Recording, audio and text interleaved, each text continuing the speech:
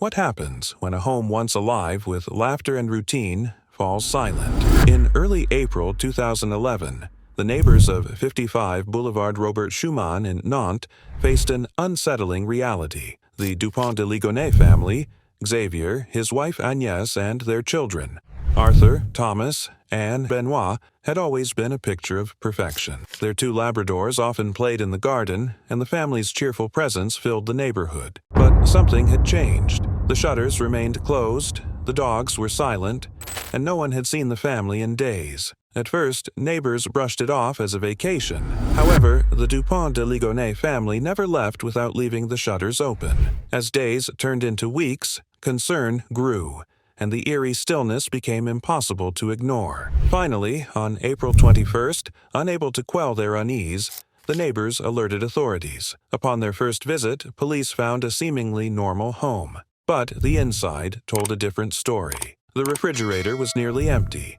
Beds were stripped, and family photos were missing from their frames. Initially, there were no signs of a struggle, no forced entry, just an ominous emptiness. Further investigation led to a grim discovery. Beneath a freshly laid concrete slab in the backyard, police unearthed the bodies of Agnès and the 4 children, wrapped in burlap and covered with quicklime. The family's dogs were buried alongside them. Each victim had been shot twice in the head while sleeping. Surrounding the graves were religious artifacts, arranged with unsettling precision. The scene was chillingly methodical.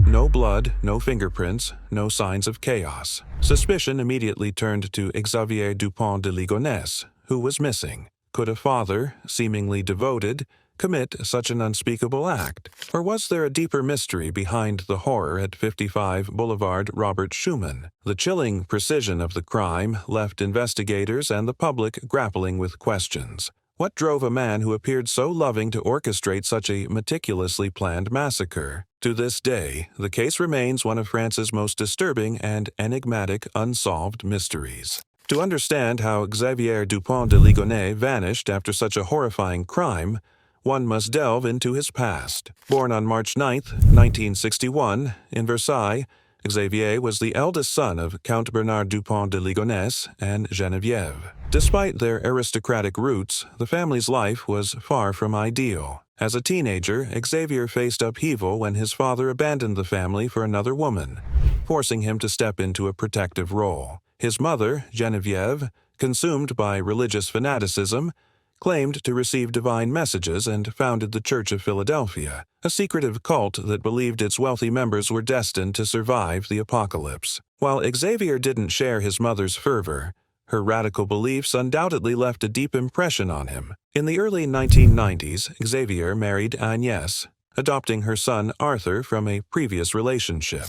Together, they had 3 more children: Thomas, Anne, Benoit. They appeared to be the perfect family. Xavier, a charming and devoted father; Agnès, a devout Catholic; and the children thriving in school. But behind the facade, trouble brewed. By the 2000s, Xavier's string of failed business ventures, ranging from car imports to restaurant loyalty programs, had plunged him into crippling debt. He borrowed heavily from friends and family, including his childhood friend Emmanuel, who co-signed the mortgage for the family home in Nantes. Despite his aristocratic charm, Xavier's financial troubles were overwhelming. Agnès, bearing the brunt of the strain, confided in friends about her unhappy marriage. She described Xavier as controlling, emotionally distant, and sometimes abusive. In a 2004 forum post, she chillingly revealed his suggestion that a family death might be the only escape from their problems. In January 2011, Xavier's father passed away, and he hoped for an inheritance to solve his financial woes. Instead, he received only a .22 caliber rifle, a few papers, and some trinkets. That same month, Xavier applied for a firearms license and purchased a silencer, telling friends he was taking up shooting as a hobby. He even invited Emmanuel to join him at the firing range. In hindsight, the pieces of a dark plan were falling into place. Xavier, once seen as a man who cherished his family, had become a desperate and secretive figure, weighed down by financial ruin and personal failure. As investigators pieced together his past, they began to see signs of calculated preparation for something sinister. But the question remained: was Xavier, a man with aristocratic charm and fatherly devotion, truly capable of such an unspeakable act? Or was there an even darker force driving him toward the events that would shock France and leave 55 Boulevard Robert Schumann etched into infamy? Sunday, April 3, 2011, began like any ordinary day for the Dupont de Ligonnès family. Xavier, Agnès, and their children, Arthur, Thomas, Anne, and Benoit, shared meals, laughter, and a trip to the movies, followed by dinner at a nearby restaurant. To outsiders, the family appeared happy and normal, but for Xavier, this day marked the beginning of an unimaginable plan. Thomas, the second oldest, was away at university in Angers. On Monday morning, April 4th, Xavier called him, saying Agnès had been in a minor bicycle accident and wanted everyone home. Concerned, Thomas agreed to return to Nantes that evening, a decision that would seal his fate. That night, investigators believe Xavier sedated his family with sleeping pills. Once they were unconscious, he armed himself with the .22 caliber rifle he had inherited from his father and carried out a chillingly methodical plan. Agnès, the children, and the family's 2 Labradors were each shot twice in the head as they slept. Agnès, a devoted mother and woman of faith, was found with her sleep apnea machine still attached. Its timer stopped at 3:27 a.m. on April 4th, marking the time of her death. By dawn, the once lively house had fallen silent, now holding the weight of an unthinkable tragedy. When Thomas returned home later that day, Xavier reportedly greeted him as though nothing had happened, even taking him out to dinner. After they returned home, Thomas met the same fate as the rest of his family. His body was later discovered buried alongside them in the backyard. Over the following days, Xavier worked with precision to conceal his crimes. He buried the bodies beneath the terrace, wrapped in burlap and covered with quicklime to hasten decomposition. Around the burial site, he placed religious artifacts, crosses, rosaries, and statues of the Virgin Mary, creating an unsettling, ritualistic scene. To maintain appearances, Xavier contacted schools to report the children were sick, informed Agnès' workplace that she had taken leave, and sent a resignation letter to Arthur's employer. He even mailed a bizarre letter to family and friends, claiming they had joined a U.S. witness protection program under the DEA. The explanation, though absurd, bought him time. By April 10th, Xavier abandoned the house, leaving behind a trail of deceptions. Lights were left on, a note requested no mail deliveries, and the refrigerator was nearly empty. As days passed, the eerie silence around the house raised suspicions, eventually leading neighbors to contact the police. When authorities entered the house, they were met with a chilling scene, a seemingly normal home devoid of its family. Beneath the freshly laid concrete slab, they unearthed the bodies of Agnès, the children, and the dogs. The methodical precision of the crime left investigators shaken. Police uncovered the full extent of the tragedy. Xavier Dupont de Ligonnès had already vanished. His car was later found abandoned in the south of France, and despite an international manhunt, no confirmed sightings of him have ever been verified. Where could a man who meticulously executed such heinous acts possibly hide? Was he alive, still evading capture, or had he taken his secrets to the grave? The disappearance of Xavier Dupont de Ligonnès remains one of France's most baffling mysteries. On April 21, 2011, after weeks of unanswered questions and eerie silence, police returned to the Dupont de Ligonnès home for a final, thorough search. Earlier inspections had revealed nothing unusual, but one officer, drawn to a suspicious patch of earth beneath a freshly poured concrete slab in the garden, decided to dig. What they uncovered was chilling. The bodies of Agnès, Arthur, Thomas, Anne, and Benoit were buried beneath the slab, each carefully wrapped in burlap sacks. Beside them lay the family's 2 Labradors, as if Xavier intended to erase every living trace of their existence. The crime scene was both methodical and macabre. Surrounding the graves were religious symbols, crosses, rosaries, and other Catholic artifacts, arranged with unsettling precision. Inside the home, there was no blood, no signs of a struggle, and no evidence left behind. Xavier had cleaned the scene with meticulous care, leaving investigators with more questions than answers. Autopsies confirmed the grim truth. The family had been sedated with sleeping pills before being shot twice in the head. The precision of the crime left no doubt it was premeditated, But why? What could drive a father and husband to commit such an unthinkable act? The carefully staged burial and the elaborate lies Xavier told in the weeks leading up to the murders painted a picture of a man who had planned every detail. He had contacted schools, workplaces, and friends, fabricating a story that the family had moved to the United States for a DEA witness protection program. These deceptions bought him time, ensuring no one would question the family's absence until it was too late. Neighbors were left in shock, struggling to reconcile the cheerful family they knew with the horror uncovered in their garden. The Dupont de Ligonnès home, once filled with life, had become a house of unimaginable tragedy. Where was Xavier Dupont de Ligonnès? Had he taken his own life, unable to face the enormity of his actions? Or was this the calculated escape of a man who had orchestrated not only a massacre, but also his own disappearance? The mystery endures, leaving behind a trail of grief, unanswered questions, and the haunting silence of 55 Boulevard Robert Schumann. With the discovery of the bodies, Xavier Dupont de Ligonnès was no longer seen as a grieving father. He became France's most wanted man, and the investigation launched an international manhunt, fueled by the horrifying realization that he had likely planned his family's murders, including his own escape, with chilling precision. In the days following the killings, Xavier's actions were deliberate and haunting. Surveillance footage captured him driving his Citroën C5 through southern France, passing through picturesque countryside towns. He withdrew cash from ATMs, stayed in modest hotels, and dined alone in small restaurants. At every stop, he used his real name, as if daring the authorities to catch him.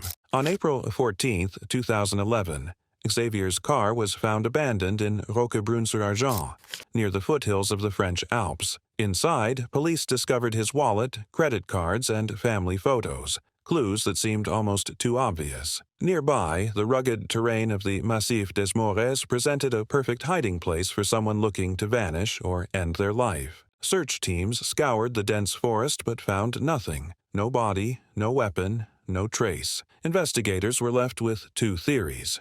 Xavier had committed suicide, and his body was yet to be found.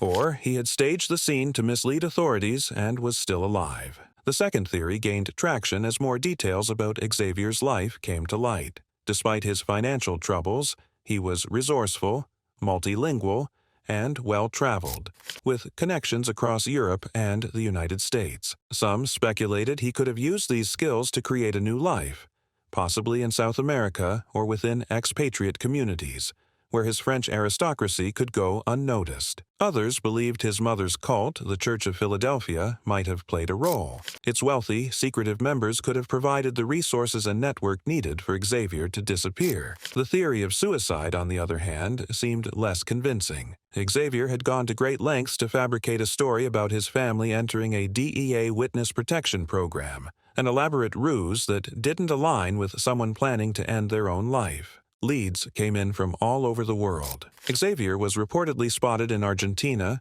Brazil, and even the United States. In 2015, a French journalist received a photo of two of Xavier's sons, accompanied by a letter claiming, "I am still alive." Handwriting analysis was inconclusive, and the source of the photo remained a mystery. In 2019, authorities in Scotland arrested a man resembling Xavier at Glasgow Airport. The media frenzy was immediate, but DNA tests confirmed it was a case of mistaken identity.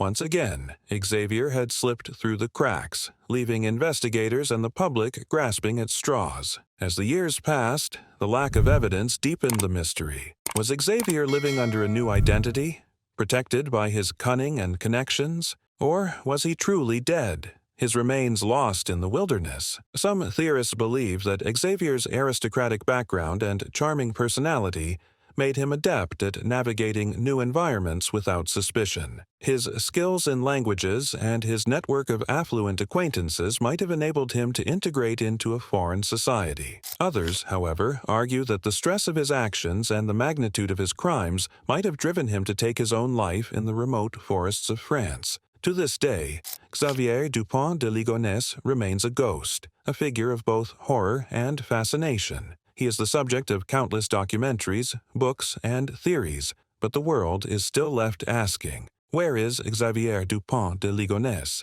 Is he a man on the run, a ghost of his former life, or a tragic figure who chose death over facing his crimes, casting a shadow of doubt over every lead, every sighting, and every unanswered question? As time passes, the haunting silence surrounding 55 Boulevard Robert Schumann becomes a symbol of the unspeakable tragedy that unfolded there, and the man who vanished into the unknown. As the search for Xavier Dupont de Ligonnès continued, investigators turned their attention to a shadowy aspect of his life, the Church of Philadelphia. This secretive cult, founded by Xavier's mother, Geneviève Dupont de Ligonnès, was steeped in apocalyptic beliefs and aristocratic secrecy. Could the church have played a role in Xavier's disappearance? Geneviève claimed to receive divine messages through automatic writing, which she believed connected her to higher powers. These revelations formed the basis of the church's doctrines, promising salvation from an impending apocalypse. The group attracted wealthy and influential members,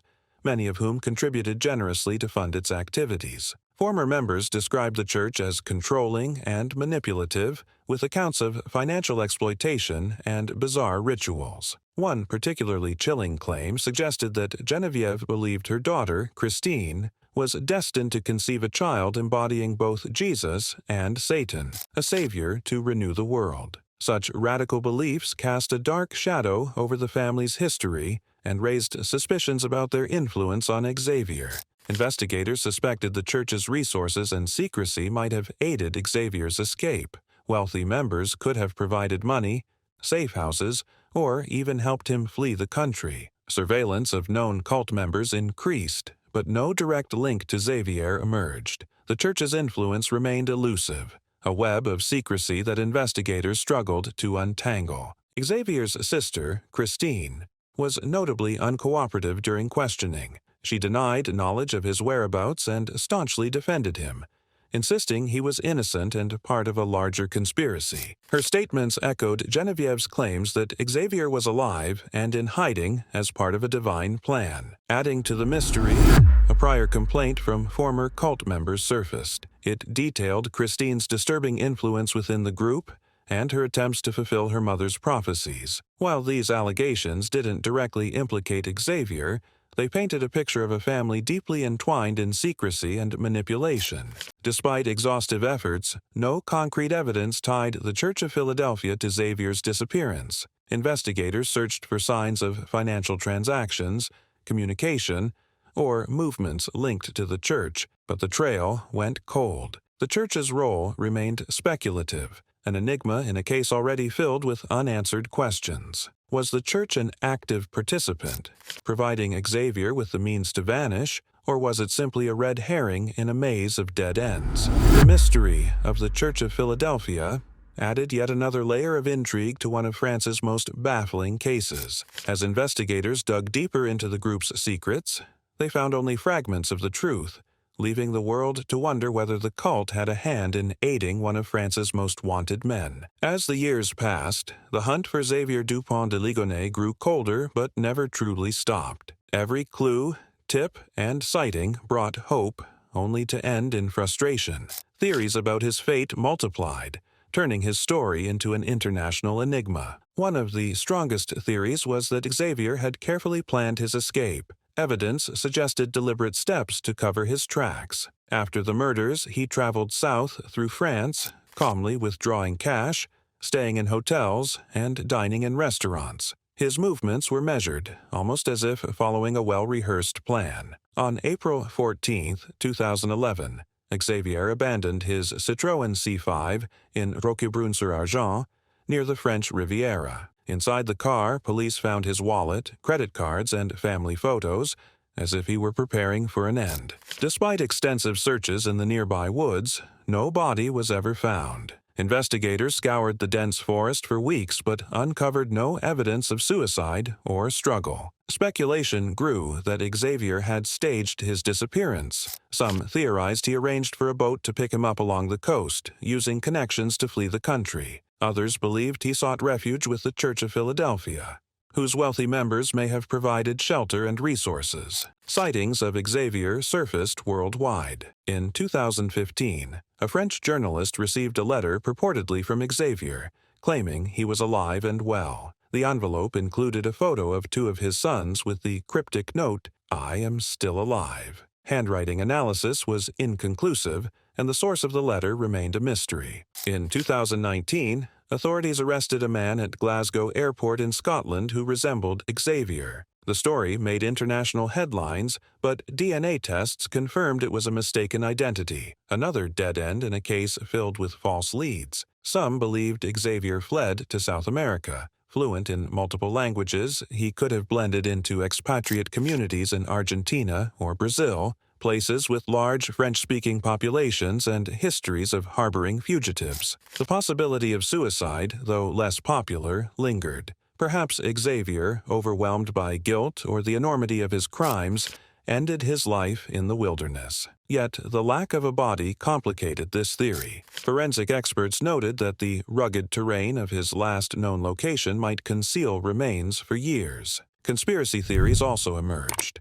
Some speculated he was killed by an accomplice or someone he owed money to, with his body erased without a trace. Others believed he was still in France, living a quiet, hidden life under an assumed identity. Despite the lack of answers, French authorities kept the case a priority. Interpol issued a red notice for Xavier, and his face became one of the most recognizable in international fugitive databases. Investigators continued to follow every lead, no matter how far-fetched, in the hope of uncovering the truth. More than a decade later, the mystery endures. The lack of closure has left both investigators and the public grappling with the unanswered question: is Xavier Dupont de Ligonnès dead, or is he still alive?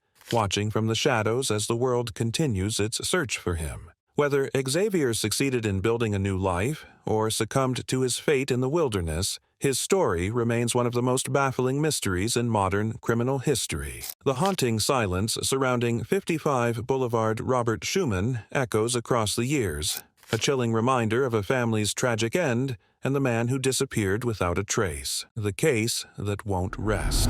More than a decade has passed since the bodies of Agnès and her 4 children were found buried beneath their terrace in Nantes. Yet, the specter of Xavier Dupont de Ligonnès lingers. His name has become synonymous with one of the most baffling mysteries in modern French history. The unanswered questions about his fate and motives continue to haunt investigators and captivate the public. The Dupont de Ligonnès murders are not just a story of family tragedy. They reveal a calculated act of horror, deception, and a possible escape that defies belief. What could drive a man who appeared to love his family to methodically plan and execute their murders? Was it financial desperation, delusions of salvation, or a chilling detachment from reality? The impact on those who knew the family has been profound. Friends, neighbors, and relatives struggled to reconcile their memories of Xavier with the horror he is believed to have unleashed. Agnès' family has fought tirelessly for justice,